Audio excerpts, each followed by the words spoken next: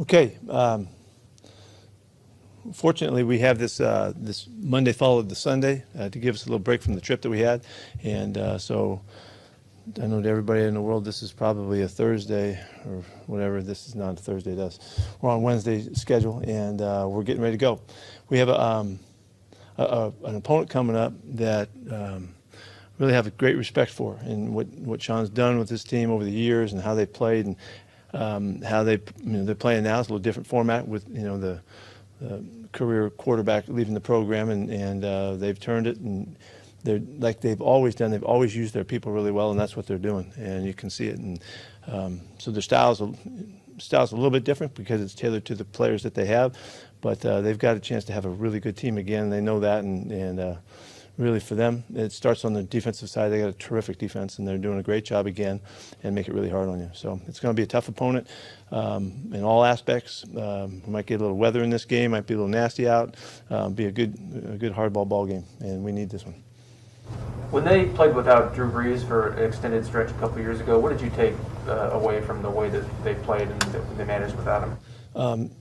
Sean, he understands how to do it. He gets it. He doesn't try to do something that somebody can't do. And that's why I say they have always featured players in what they do well. And so if he doesn't have his career quarterback, then he's going to adjust a little bit. And that's what they did then. And Taysom did some good stuff for him, and they figured out a way to continue to be successful. And then you can count on them to do that. Played against Jameis Winston when he was in Tampa Bay. How different does he look in this offense, and now having 2 years with Sean Payton to tutor him? Yeah, well, he's the QB rating we got is 108, and in a compliment to the running game that they're really featuring. He's playing really well. He's making some huge plays, and they're using his ability to get the ball down the field really well in complement with the run game, and he's fitting in well. It's not exactly the same as when it was with Drew, but Sean is such a good ball coach that he figures it out how to make the guys come to life and get the most out of them. So that's what it looks like is happening. Where is the point that you could attack that offense? Because they're not really going for the explosive plays. They're not throwing it as much. Where is that point for your defense? Yeah, honestly, I don't see it that way. They're really running the football, but they are going for explosive plays, and that they've hit some bombs. They've bombed people, and they've been striking from a long ways out. They're just not doing it as much, and not relying on moving the ball in that fashion. And so it's a good, solid offense. It's difficult and explosive still. So, and whenever Alvin Kamara's back there, you have a team almost. He does so much for their offense in the run game, but in the throwing game as well. And so he's the focal point, in as he was before. Even when Drew was there. But Alvin really gives them a lot of stuff, and he's a fantastic player. He is getting the heaviest workload of his career so far. How do you minimize his impact on the game? You got to tackle him. You got to tackle him. He's really elusive, quickness-wise, but he's even maybe more impressive in his power that he has when he runs. He's got great legs and great ability to bust tackles, and you have to be really good at it. And you got to team tackle him to get him down. And he's getting the football all the time, so that that's where it's going. And so the challenge is really obvious. You got to slow him down. What's the challenge of their run defense? They're really disciplined. They're really strict with how they play. They multiple fronts to try to keep you off balance. But fundamentally, they're really good. And the guys up front just continue to set the edge and play really consistent ball, which is always the key to good run defense, is playing really consistent technique, and they're really good at it. They're really well coached, and they're hard to deal with. That wide receiving core for the Saints has suffered a lot of injuries, but yet they are still getting, making progress. Who is making the plays for them? Well, it just depends. They've got guys. Deontay Harris has been really exciting player for them, and he's the returner as well, dual returner also. He caught a bomb last week, and Callaway's done a nice job for him. Juwan's doing a nice job at tight end too as a receiver, and with Troutman. Both those guys get stuff done. But it goes back to Alvin Kamara. He's got the ball in a variety of ways. You guys might remember back when Sean got Reggie Bush, Reggie caught 100 passes in his rookie year or second year, whenever that was, just moving him all over the place and making him a total threat as you try to defend him. Well, that's, they have all of that in their background. Sean hasn't forgotten to play, so he's got a wide variety of things that they go to and to mix it around to make all those guys, they're not leaning on one player, it's the whole crew that's effective, so really good. How is Alex Collins? He's in practice today, so that's a good sign. He went through walkthrough today, looked okay. Really, a number of guys that got banged a little bit in the game were able to go to walkthrough today, and we'll see what we can get in limited fashion from them from practice today. But really encouraging in that regard. Damian Lewis too? Yes. Any update Yeah, on that? let me say this. All these guys got to go see what happens when they practice and see how it feels and all that, afterwards. So, but really positive signs. Daryl Taylor won't get much action today, but he feels really good. He's got a stiff neck, is what he came out with. So it's like, after all of that we went through to protect him and all, it's like he slept bad on his neck, and he's got a stiff neck. So he really feels like he's playing. He doesn't have any doubt that he can play. So we'll hold out hope that that's the case. How's Sidney Jones doing? He's going to get a little bit of work today. Yeah, he's bouncing back a little bit ahead of schedule from what they thought, and so he'll get some snaps today in practice, and we'll see what that means. So what does that mean for your cornerbacks? And given what you saw from Trey Brown, how many options do you have on Monday? Well, Trey's going to get a lot of reps with Sidney, being a little slowed down, and I feel very comfortable about him playing, and so he's going to play in the game for sure. Coach, your defense made some good stops against Pittsburgh. Is that because you've changed things a little bit, or they're starting to pick up what you thought they would as they progress? I think we're picking up in general. I think just in general. There were some crucial stops in that game. You're right. Late in the game when we had to have it, the guys came through like you're counting on and hoping. The guys are feeling comfortable with what's asked of them, and we're helping them a little bit. We did continue to adapt to things that are showing. So I just think we're just getting better. Piggybacking off what you said about Bill Lawson, emphasis on helping the quarterback function at a high level. With you guys with Geno, beyond perhaps running the ball well and obviously playing defense well, in what ways can you help Geno function at a high level? Yeah, well, the ways the most general way to say is you give him stuff that he's good at and stuff that he's had a lot of turns at, a lot of reps. You don't ask him to do brand new things every week. You give him where he can bank on his backlog of preparation, and so that they can function at a high level, and you out execute in that manner. That's always been the way, and so where you might. A coach can try to get real creative and draw this up and draw that up. That's not what a guy's probably going to function really well doing. You want stuff that you can keep coming back to, that's really solid and sound, that he can function at a high level regardless of what he's seeing, and he has the right answers for the problems. And so it really gets back to things that they can execute really well and can be held accountable for it, understand. Doesn't matter what coverage it is or what the situation is, they can function with it, and that's what you're trying to create. And you got to do one thing well, and then you do two things well. And what Coach said was, the more things you can do well, the harder you are to defend. And that's so, it just depends how far we get, but that's what you're trying to accomplish. In that context, was the Steelers game important info gathering to see in a full game what Geno is good at and what he's not so good at? Yeah, it's great to get him out there. We finally get a chance to really see him have to go in and back out and answer the problems and adjust during the game and utilize the package and utilize the tempos and all of that. It was a great opportunity for us. And the way we worked it, he was ready to finish this game with a win. Here we go. We're going to go finish with the last drive and win the football game. So a lot of that worked out well. Just unfortunately we lose the ball, but it helps us moving forward for sure. You claim Jacob Eason off waivers. Where can he fit into things right now? We're just going to see. He's a very talented player. We had thought that a long time ago, and here he is available to us. We thought we had a spot on the roster that we could do it, so we jumped on it. And I happened to watch him a lot in preseason, just because I was watching the Colts, and he was impressive. He wasn't the top player in the country for no reason. He's a real talent. So we'll see what happens. I don't know how that fits together right now. We're not going to try to rush him into playing this weekend, and Geno's our quarterback, but we'll see what happens. See how it goes. So really, it's us taking a shot at a competitive opportunity and going for it. And I thought John did a great job in getting that done. Has Jamal Adams conveyed to you what he thinks needs to happen for him to deliver plays like he did last year? We talk all the time. Did you The answer to your question is no. No. We talk all the time, so we're on the same page. Sense any frustration or pressing with him? I don't think any more than any other player. You know, I mean, he's a tightly wound, high-strung guy. You know, and he wants things to happen, and he wants to make it happen. And you know, he's just as disappointed when the thing doesn't happen the way it's supposed to, or we want it to, as anybody else is. And he's going to do everything he can in his power to make it work. He's a great competitor. He's truly a great competitor. It really matters to him how you do things, and how he does his stuff, and how he can be held accountable for the club and all that. He's got his head in the right place. You guys obviously asked him to rush more the other day. Is he getting close? Is it looking how you want it to look for the most part? Well, we got to get him free. We got to get him in there where he gets some shots. You know, he didn't get any. I mean, he made the quarterback rush a few times, and they know they know he's out there, and that's part of the factor. You know, they also know he's out there. You know, so they're looking for him too, which is fine. When you had him on the line of scrimmage early in the game, what did you notice that was different or helpful as opposed to when he was playing in the back?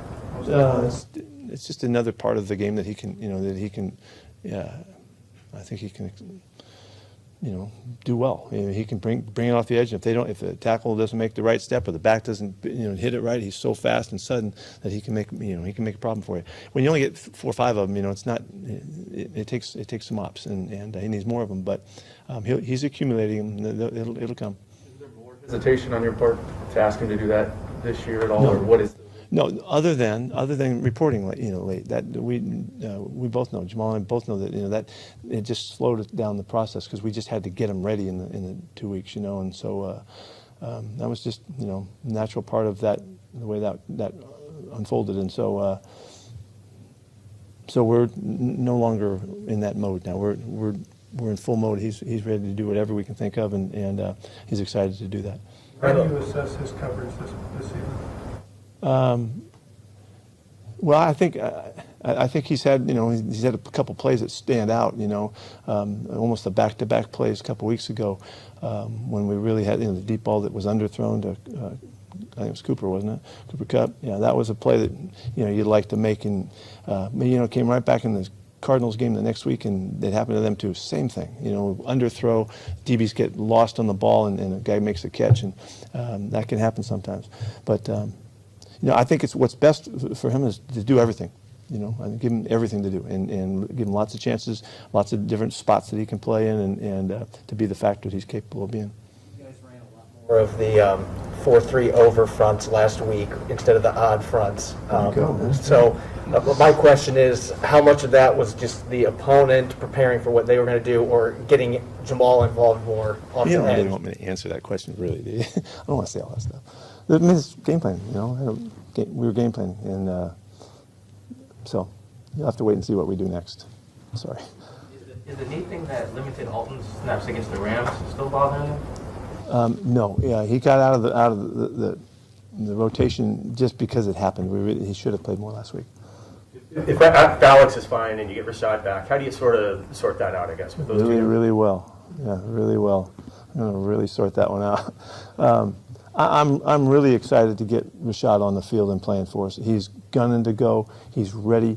This is the right time for him to come roaring back, and I'm hoping that he'll have a chance to be a big factor in the game. And Alex is playing great football. Alex was able to practice today.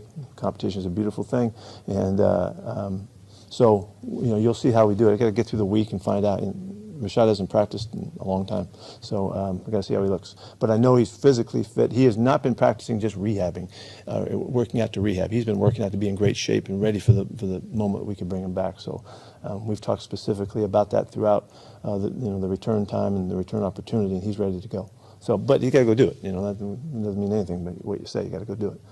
Cam Jordan statistically ranks up there with Aaron Donald and with T.J. Watt. How disruptive can he be? He's really good. He's really good. He's so technique sound, and he plays so hard, and he has great play strength. He's a big challenge for us, and as he is for everybody.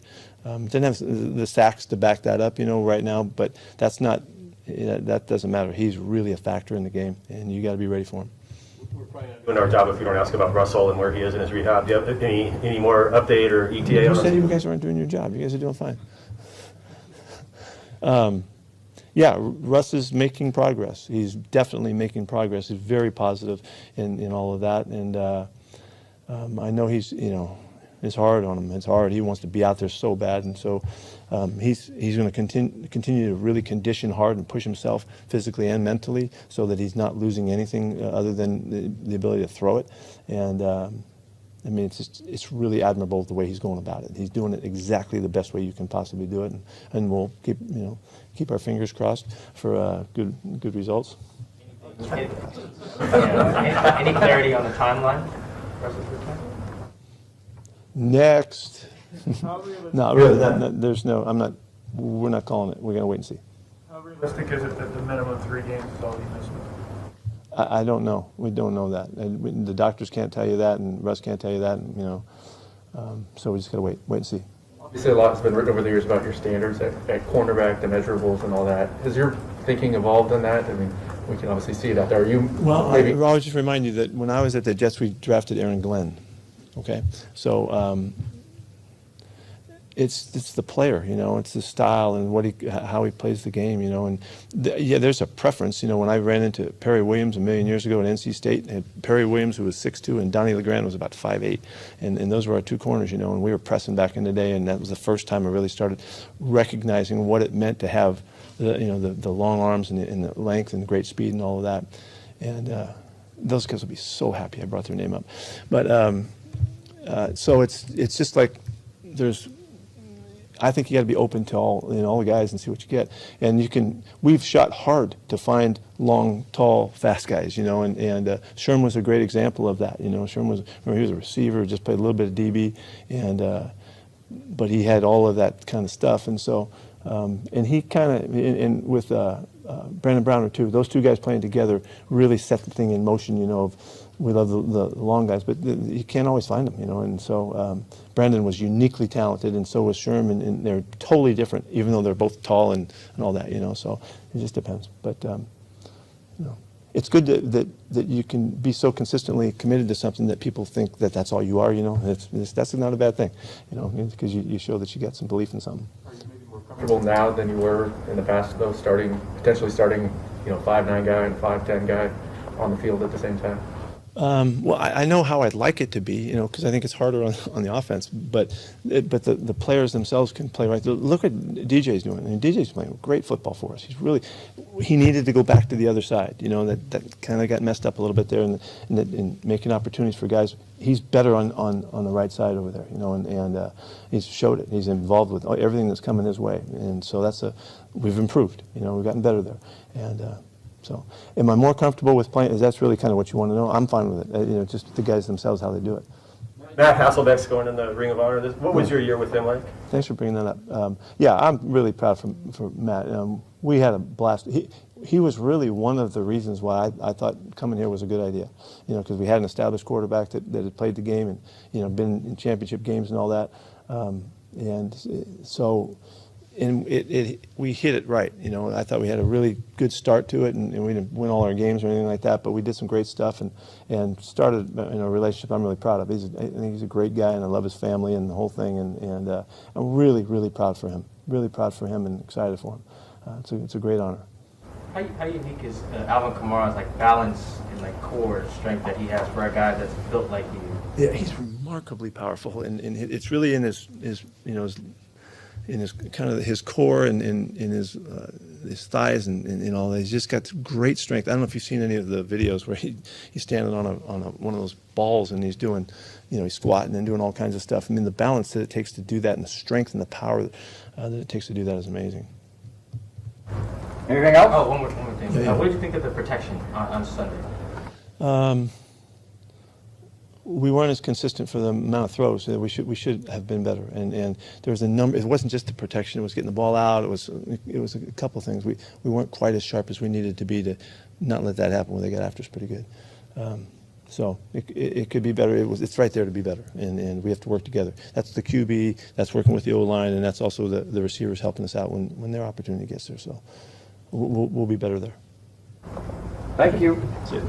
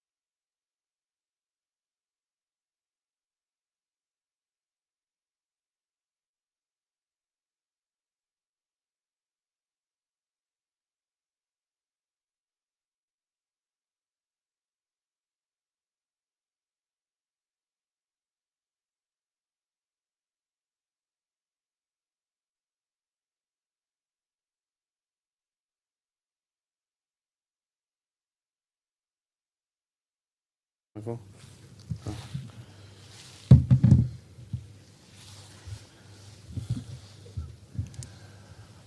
up, everybody? Today I would like to start off this press conference with another book. It's called The Seat of the Soul. It's a different book, a spiritual book. It was kind of funny how I came across it. Was sometimes when I'm trying to figure out what to read, I look at people that I am interested in, that I look up to, that I like their mentality.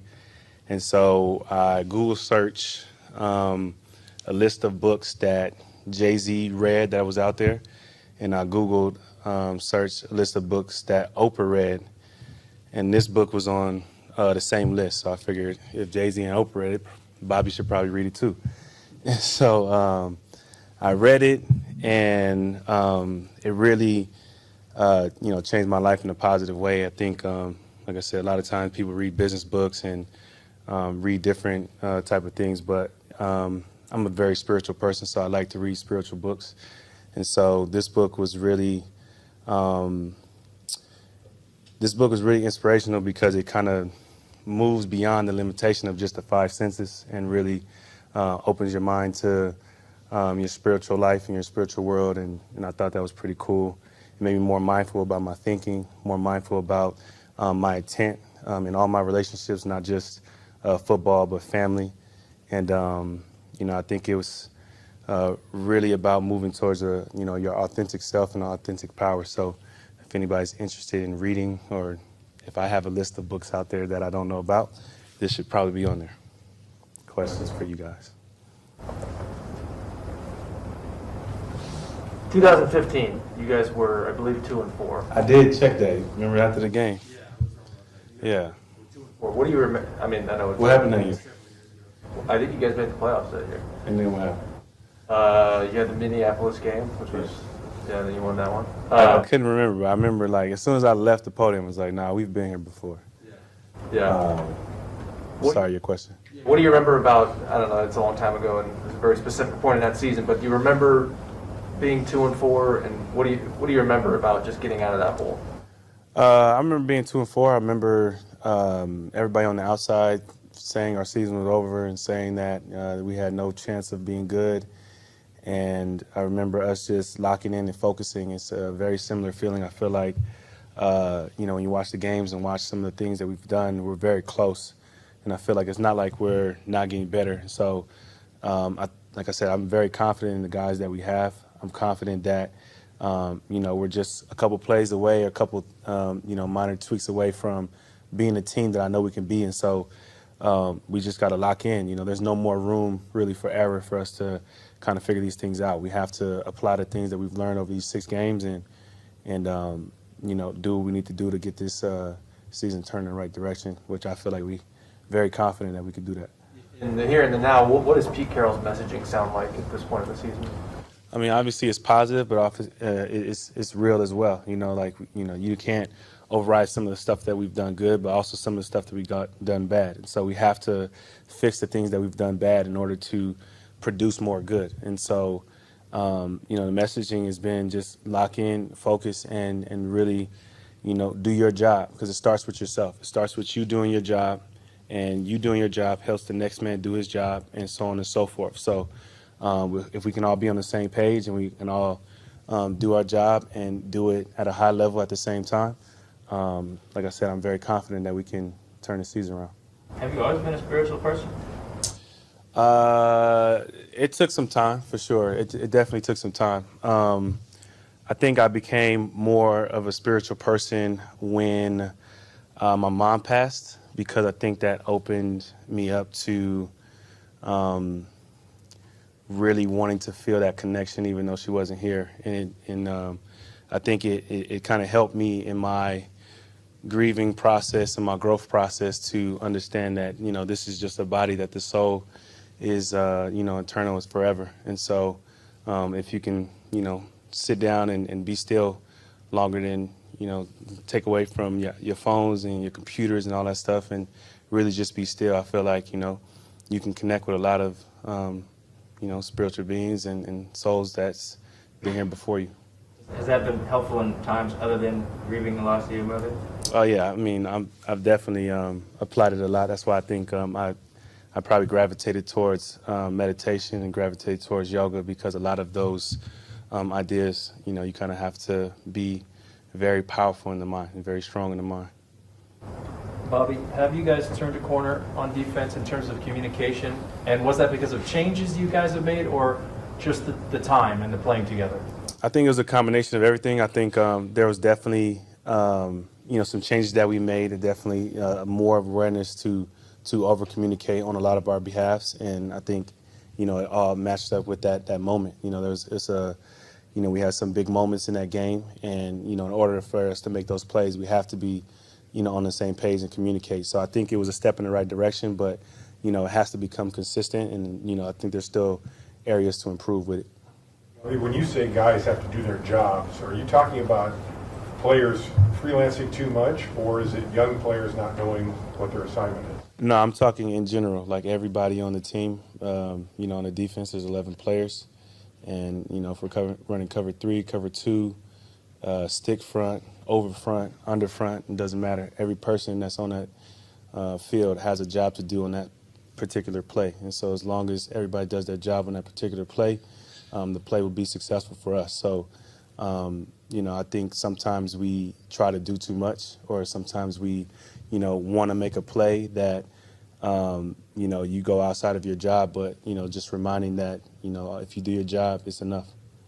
I can't remember if we asked you about this Sunday night, but the play that Trey Brown made in overtime on third down, what'd you think of that? It was a great play. It was, a lot of confidence, and he took his shot. And, third down, we always talk about taking a shot. And, if he didn't take his shot and he didn't, do what he did, make that tackle, that guy could easily fall forward for that first down and change the whole outcome of the game. And so, for him being that young and making that play and having that confidence, it just shows how much, room he can grow and become a great player in this league.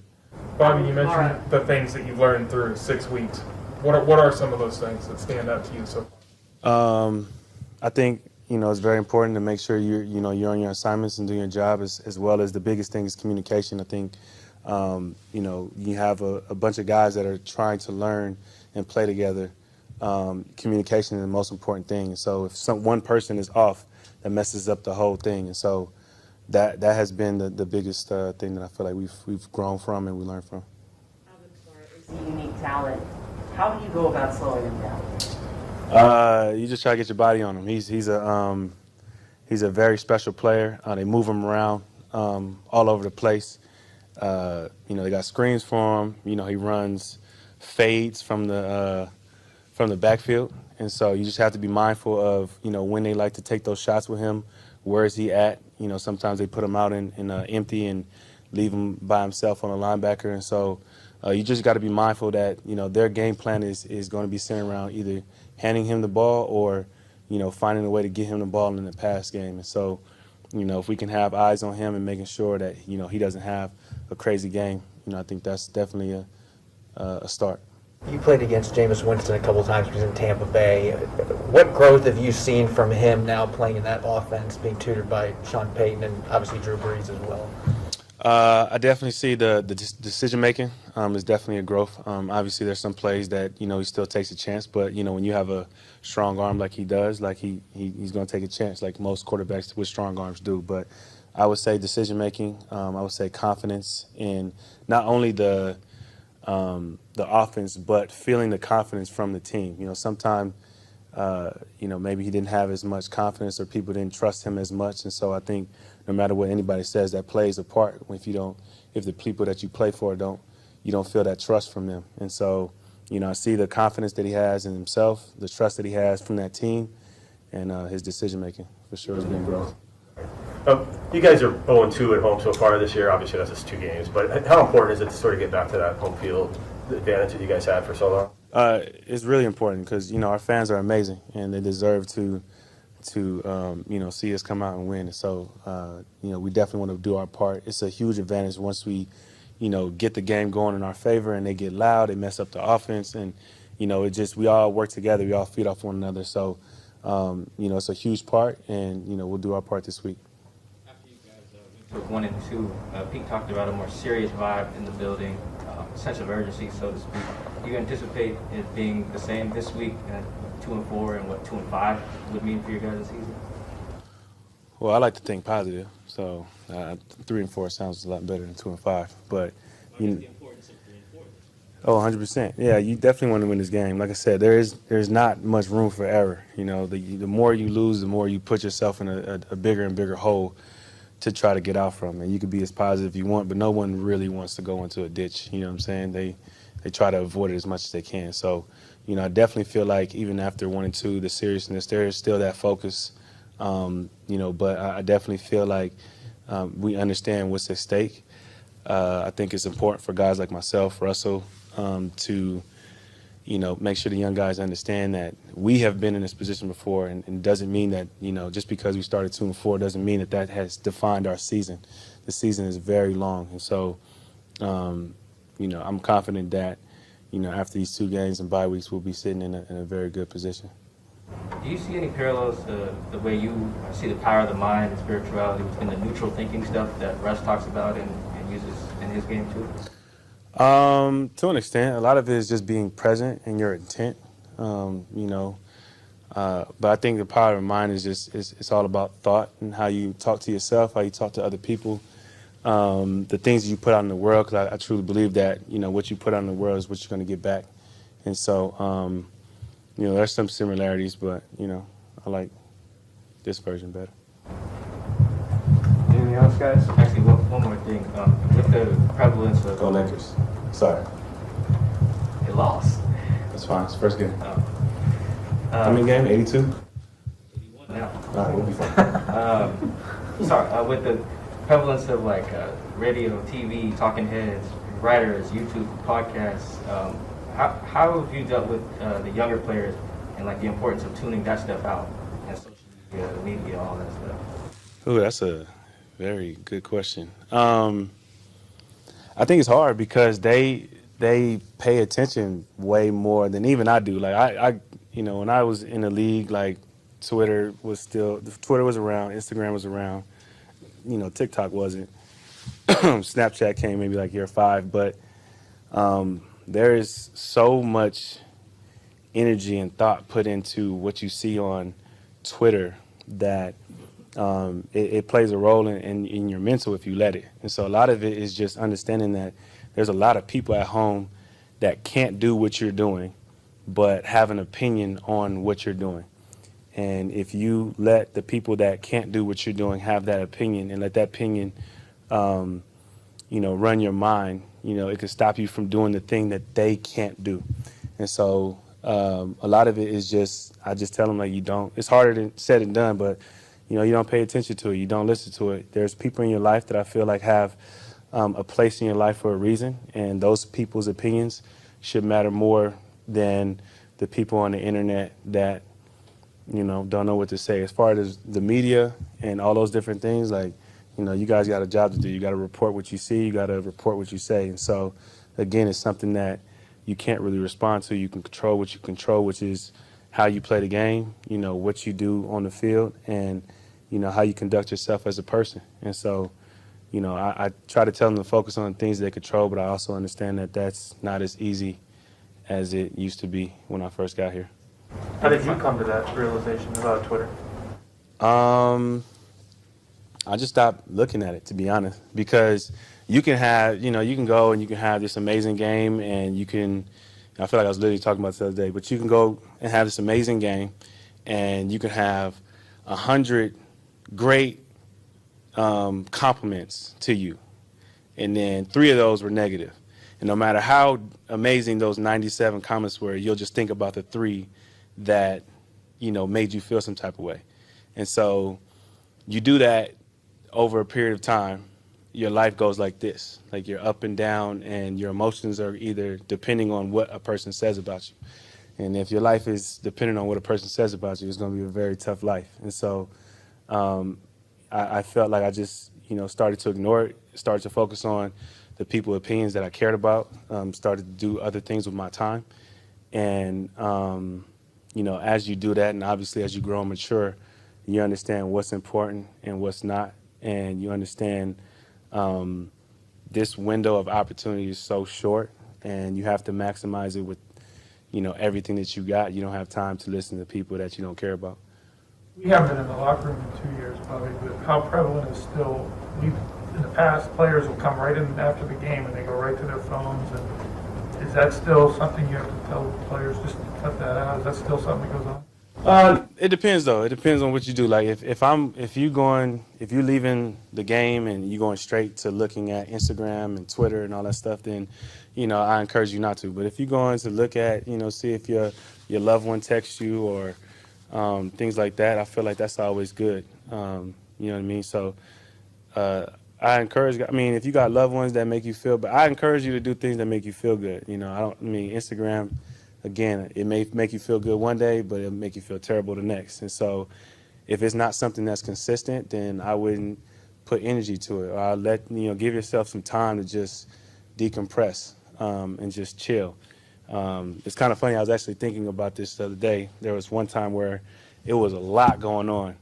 And I remember there were so many people coming up to me right now, and it was very kind of you to kind of say, hey, everybody, can y'all just relax, give him a second to chill and let him, before we asked him some questions. And I never forget that, because I was grateful, because it gave me a chance to chill, let everything that happened in the game kind of relax, get my thoughts together so I can answer you guys' questions thoughtfully and, understand what you guys are asking. So this game is a hard game physically, but it is definitely a lot harder mentally as well. So, again, you have to be present and understand what's important in your life. Anything else, guys?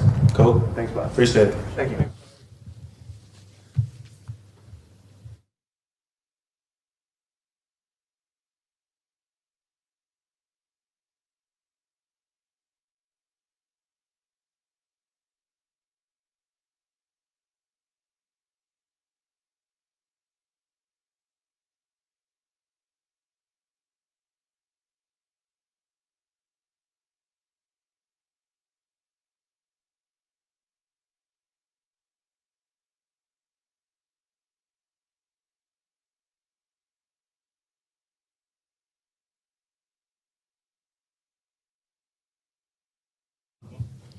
God is good, man. How you doing?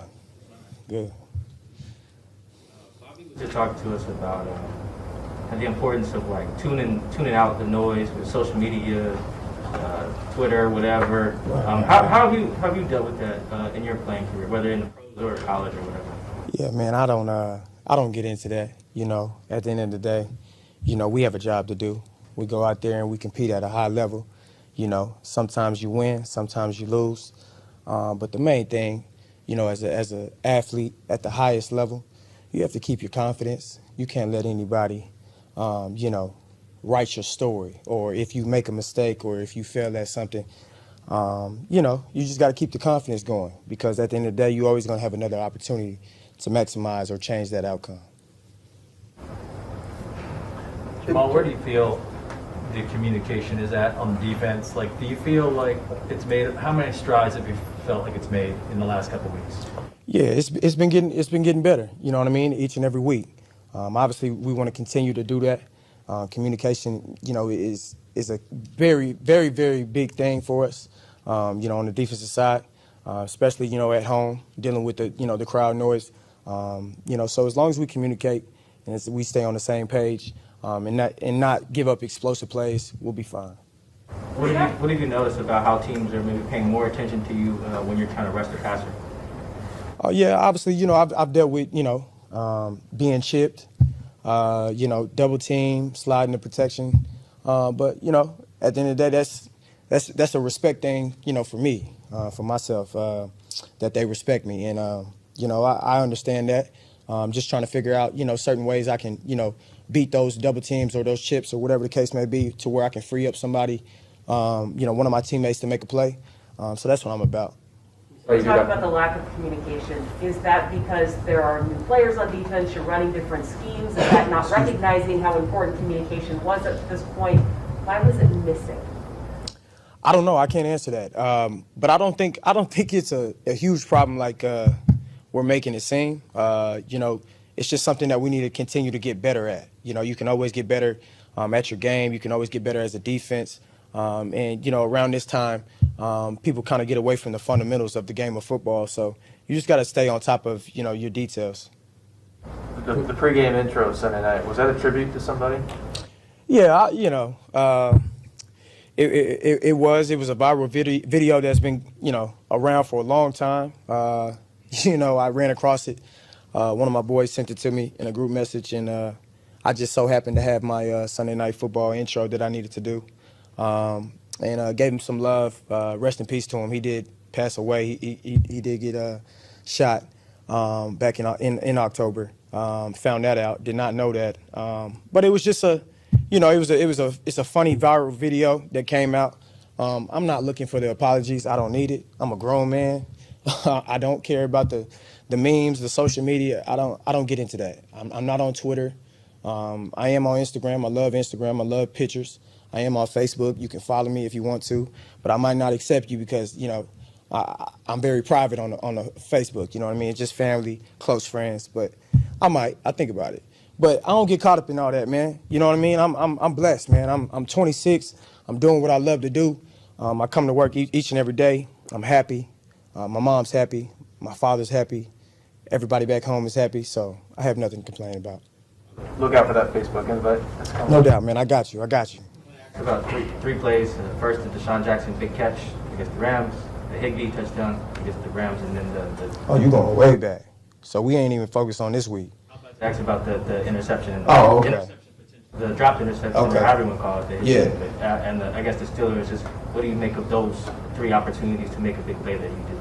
Yeah, it didn't happen. Got another opportunity. Jamal, when you self-scout your game film, what do you see different this year from a year ago in terms of your ability to deliver big plays? Obviously, I was getting a little bit more opportunities to rush in the passer and creating some things, creating some habits. But, we're working through those things. And, when my number's called, I got to come through. You mentioned it. You obviously were asked to rush more. Is that Pete said you guys have been having kind of an ongoing conversation about that too? Is that something you feel like you can provide more in that way, and that's just something kind of a give and take? And Yeah, I feel like I can do it all, man. You know what I mean? That's just the confidence that I have, and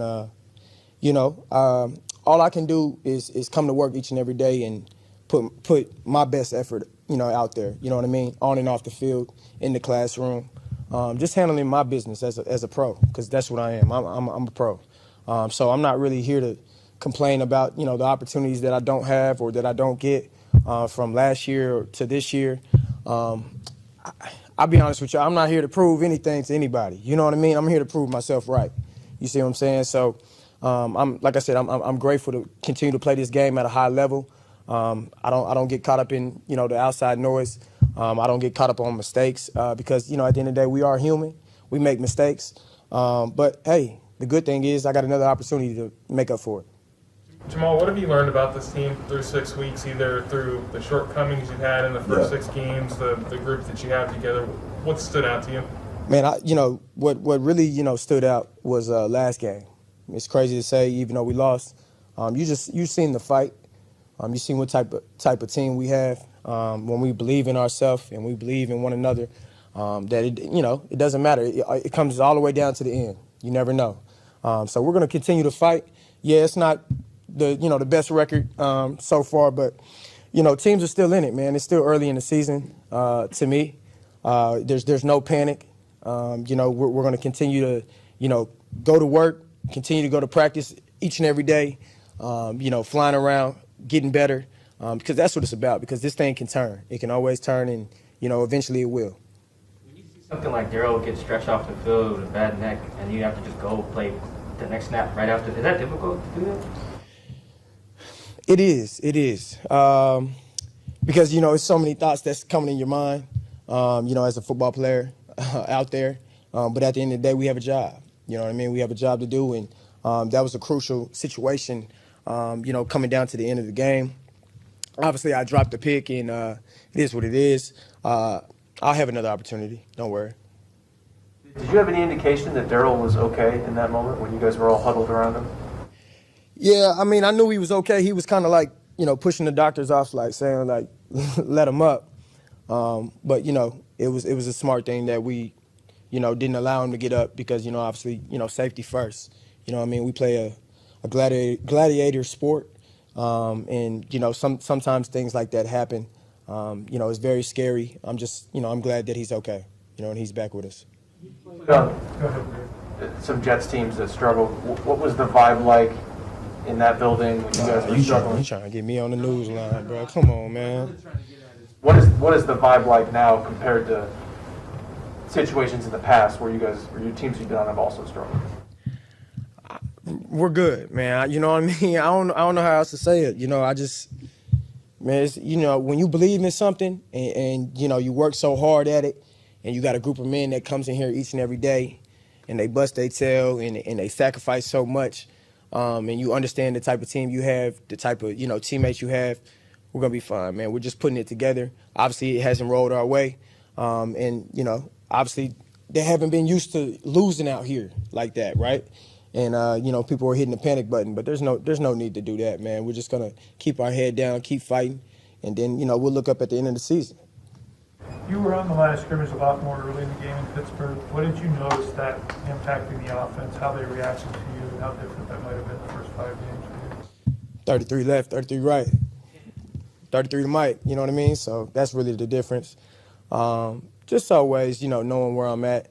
But, again, man, that's the type of player I am.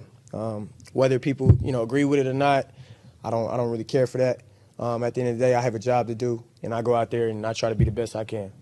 Why do you think you haven't been asked to rush the passer as much this year? Oh, I don't know, man. You know what I mean? I can't really answer that one. That's a good question. If you had your way, would you be doing it a little bit more? Did you feel there's so many things you can do, right? And so many things I can say that I wish I could do, or vice versa, whatever, man. At the end of the day, the ultimate goal is to get wins. You know what I mean? And we haven't been winning. So I don't care what I do, as long as we win, that's all that matters. Run You defense. come out on the field just before the game, and you're one of those guys who goes to the end zone, takes a knee. What are you doing in that moment? I'm praying. I'm giving all the glory to the man above, and I'm just talking to him, just putting a shield over me, putting a shield over everybody out there. You know what I mean? I pray for the other team as well, because seeing injuries, people don't understand what we go through. In and out of the building, a lot of mental things, a lot of injuries that people deal with, family issues. You just never know what anybody's going through, right? So I just try to pray, and I always give all the glory and praise to Him, because I'm doing something that I love to do. I'm healthy, and man, there's no better feeling to go out there and just playing a game that I love. Run defense struggled for most of the first 5 games, but then last week you guys held Harris to 3.4 yards per carry. What do you think changed in that particular game, and how does that help you guys going against Kamara this week?